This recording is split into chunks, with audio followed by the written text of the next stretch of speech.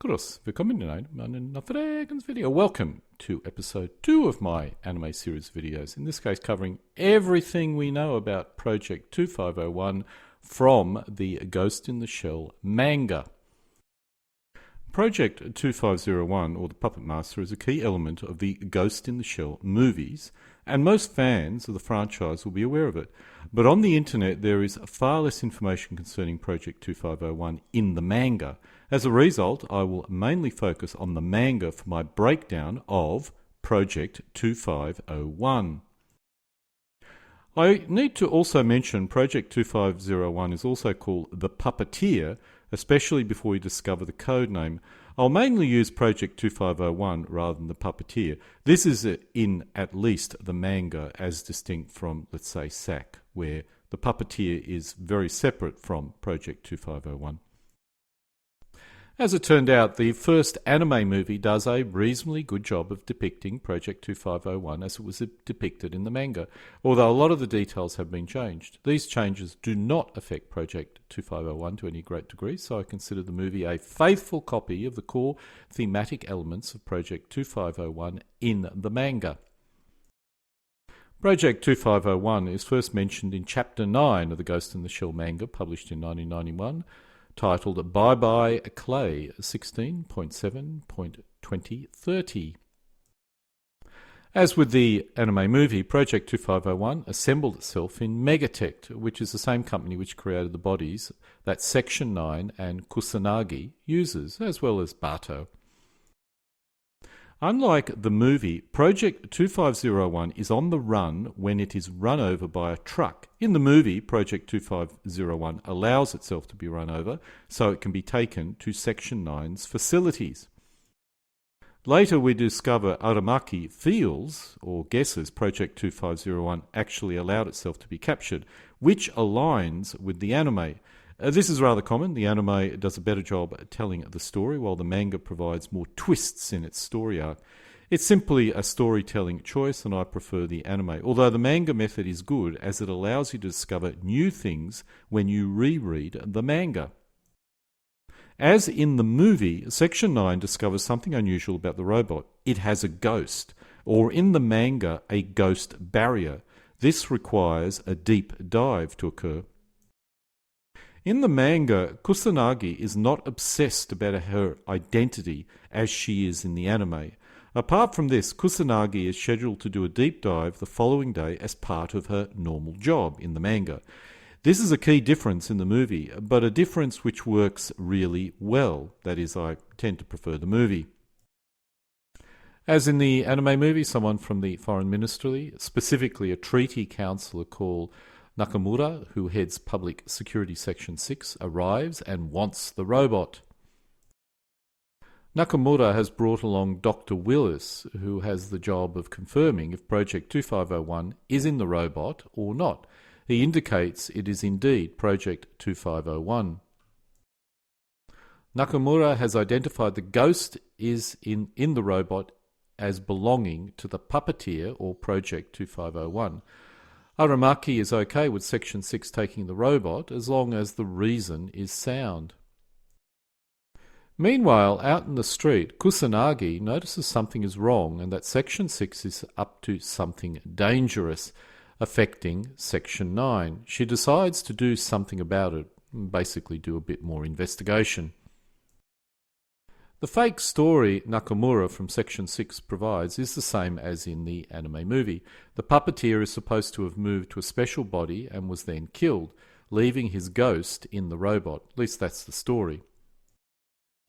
It is then when Project 2501 wakes up and starts speaking, as Project 2501 was actually always aware and was listening to everything that was occurring, and states there was never a real body, there's never a real person, basically stating the story Nakamura is providing is a lie.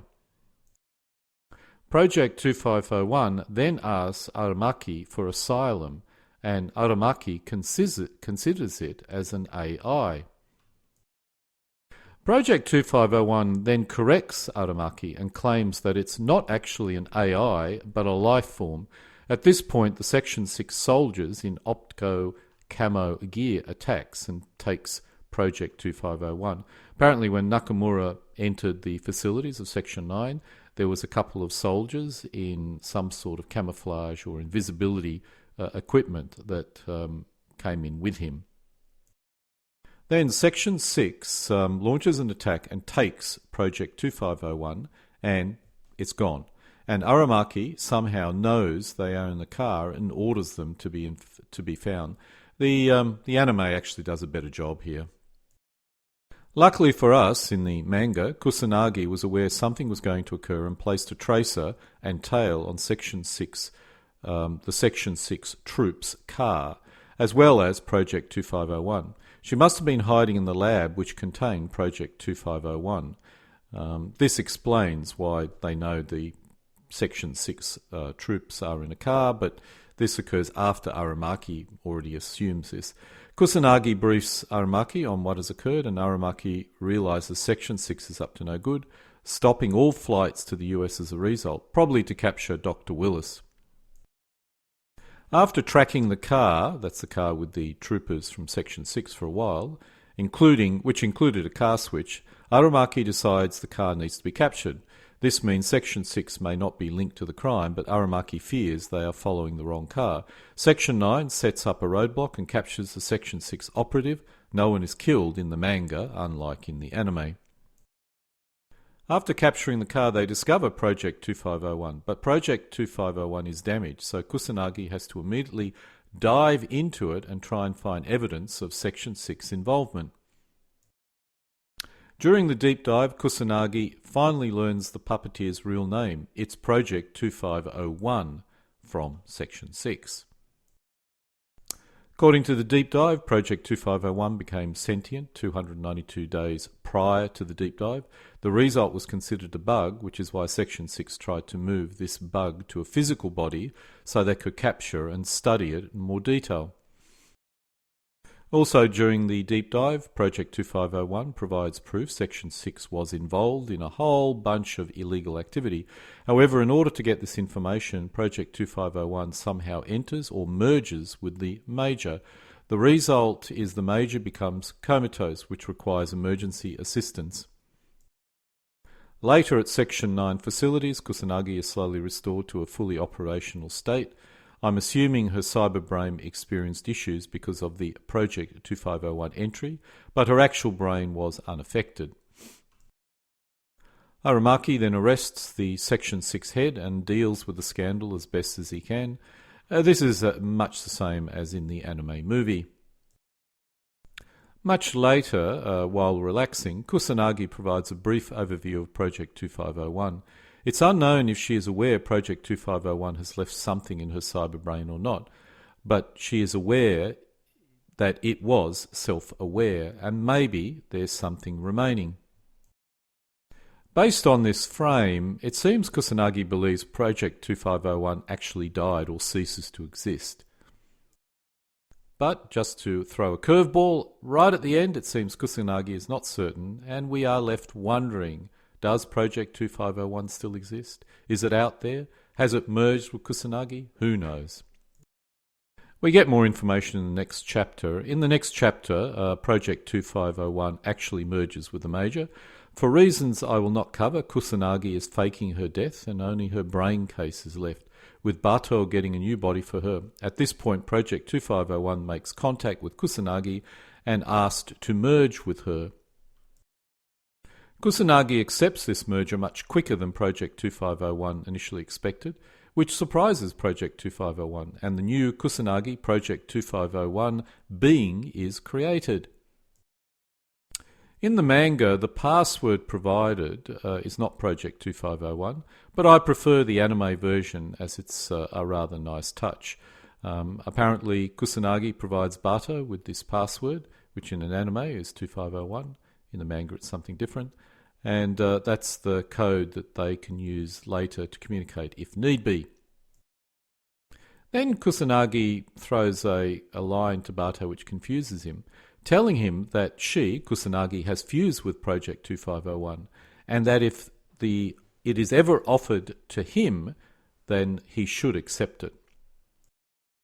The end is much the same as in the anime movie, which I feel has real impact. The net is vast. While there are clearly some changes in the anime movie, the core of the story arc from the manga remains intact. I actually prefer the anime movie. I think the changes, in that case, added a lot to the story arc. But I must admit the manga is very good as well. The look and feel of Project 2501 is an example of one of the changes. While I like Project 2501 in the manga, I think the look in the anime has more gravitas. But whichever one you prefer, the Project 2501 story arc is very deep and it's pure gold. It's a shame they did not retain that for the live-action Ghost in the Shell Hollywood movie. And so we come to an end of episode 2 of my deep dive anime breakdown of otaku or nerd pop culture, in this case Project 2501 from Ghost in the Shell. Sumishe, watashi no nihongo ya yoku arimashin. Arigatou gozaimasu. Como video o matti kurete.